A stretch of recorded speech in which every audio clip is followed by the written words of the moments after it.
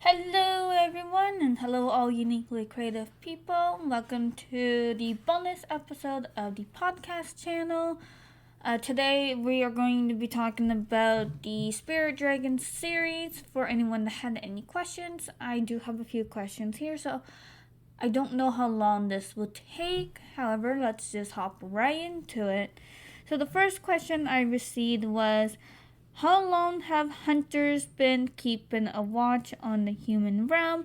For those of you wondering, these questions are from the ones that I've actually read the novel kind of thing in advance, where I got like a little bit of feedback or a lot of feedback. So these questions came from them, and just in general. But if you have any questions and you have not read the book, please let me know in the comments, or if there's a way to message me, just message me on Instagram. If it's on the podcast channel, I will see if I can figure out a link or some way for you guys to message me or something to let me know your questions in that. Anyways, back to the question. How long have hunters been keeping an eye watch on the human realm? The hunters have been keeping an eye on Earth for quite some time. I'm going to say I might be off, but I don't really have a solid time frame for them. It was definitely before the witch trials.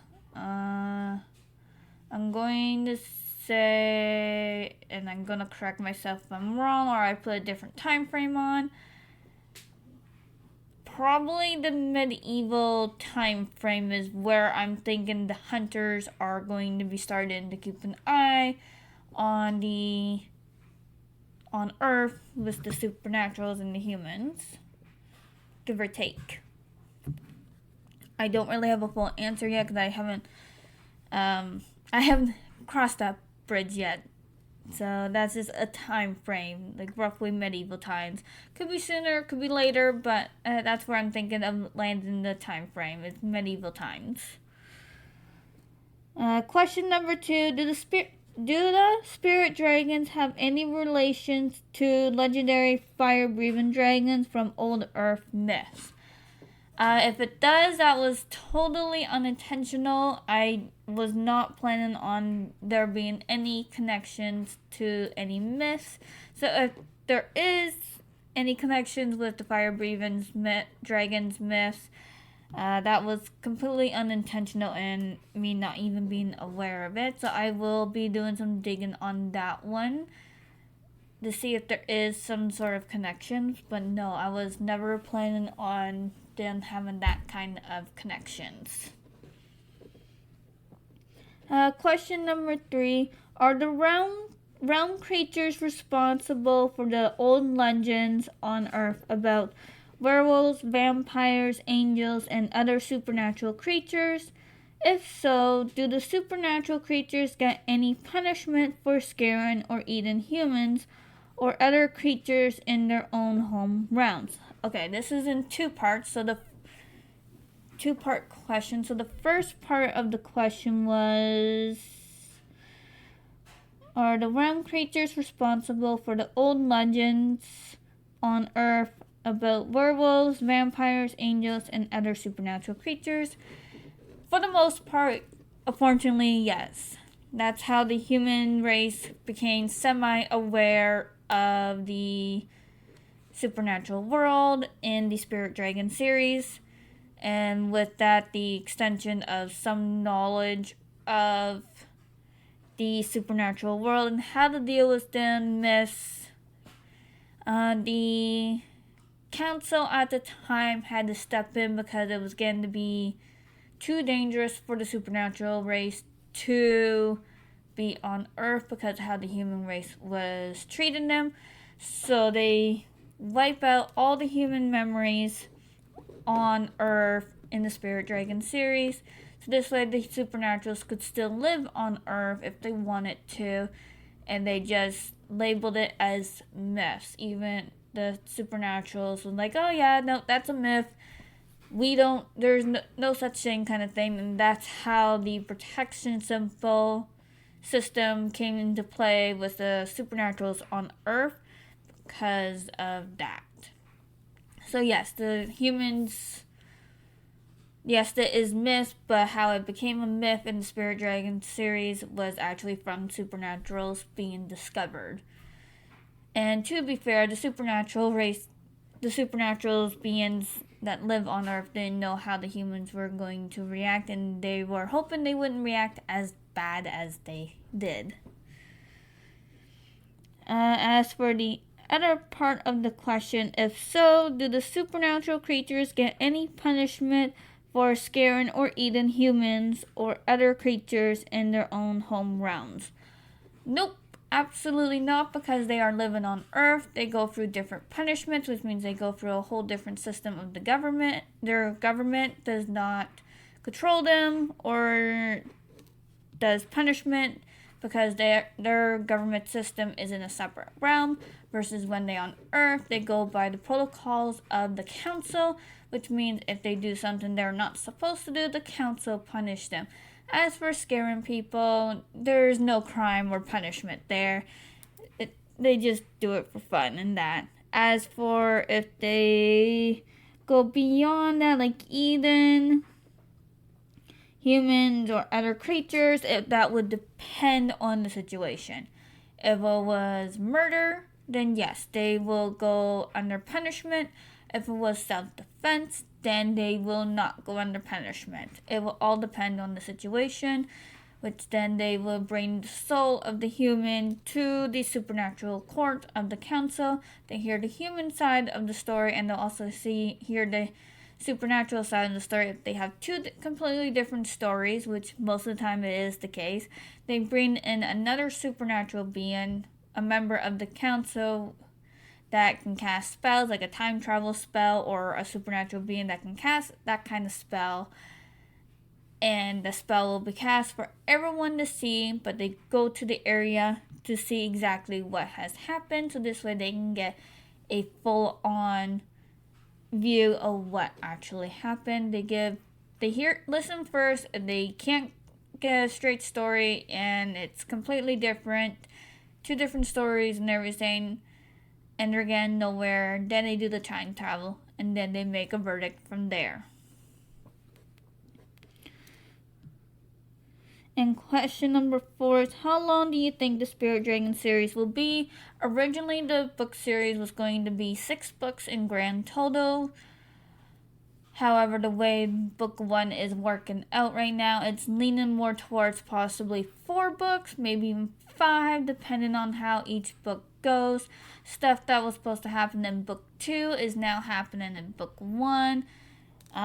So it'll be anywhere between 4 to 6 books, but it probably is going to land in the 4 book mark section, like I said, depending on how the series goes. There is each book of the series has its own climax, while working towards building the ultimate climax kind of situation. Question number 5 is, the Spirit Dragon series is full of remarkable supernatural creatures and their amazing home realms, and the action in the book is quite cinematic. Do you have any desires to make this story or other stories from the Spirit Dragon universe into a graphic novel in the future? If at one point in time I was considering this, so I was dabbling into some drawing to see where my drawing skills are at. My drawing skills are not the best. If I do plan, I would like to go this route, but if I do go this route, I would more than likely have to hire someone or find a AI program that can drastically help me convert a whole story into a graphic novel. But yes, there was at one point in time a plan to put this series into like a graphic novel format, because the way I described the story to other people, they mentioned that this story sounds more graphic novel than actual novel, which I can see where their point is on that one. But yes, at some point in time, I was thinking of considering putting this into a graphic novel format. If I do, which would be nice, Again, I would either have to hire that out, or I would need to use an AI program that will help me drastically make it into a graphic novel format. And would it be in color or in black and white? I would probably do black and white because it's cheaper. The formats I am planning on doing for the Spirit Dragon series for sure is a novel length, audiobook,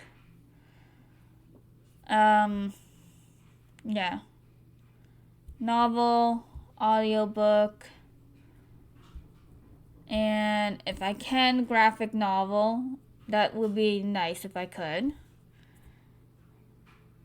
And I was researching to see if I could actually put this into make my own anime series kind of thing. But again, if I do that, it would be heavy on the AI, or I would have to hire it out because my drawing skills are not the best. And if I do, it will be after the graphic novel, so this way it wouldn't be so different kind of thing.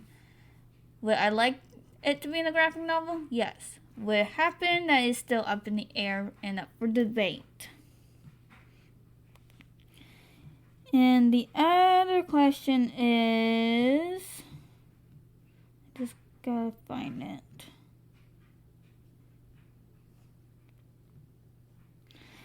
Are there any Owl Phoenix in your Spirit Dragon universe, and do they have their own realm? There is a Phoenix in the Spirit Dragon series and universe, only one. There is no Owl Phoenix at all. However, there is a Owl Phoenix in a different series or trilogy that I have going on plotted in my head, which I'm not going to work on until I am done the Spirit Dragon series and possibly the Spirit Dragon universe, because the Spirit Dragon series is actually going to be quite a chunk. I have a prequel series that is connected to the Spirit Dragon series itself, where it's a prequel for all the characters that are in the book that has so much mystery that it's just not going to be revealed of what that mystery is. So they're getting their own story in the prequel. And then there is going to be a sequel to the Spirit Dragon series. So there's going to be 3 different series all connected to the Spirit Dragon universe. Just to give everyone a heads up. So I believe that is all the questions I have on here about the Spirit Dragon series. So I hope you enjoyed this podcast episode, and I hope to hear from you guys or ladies or everyone soon. If you have any questions, please let me know. Email me or message me on Instagram. Email me at sherryturquoise@gmail.com. If you have any questions or anything like that, or any video ideas you would like me to do, or podcast episodes you'd like me to do, please let me know. And I will see you or hear from you next time. And remember, stay true to yourself and stay unique. Bye.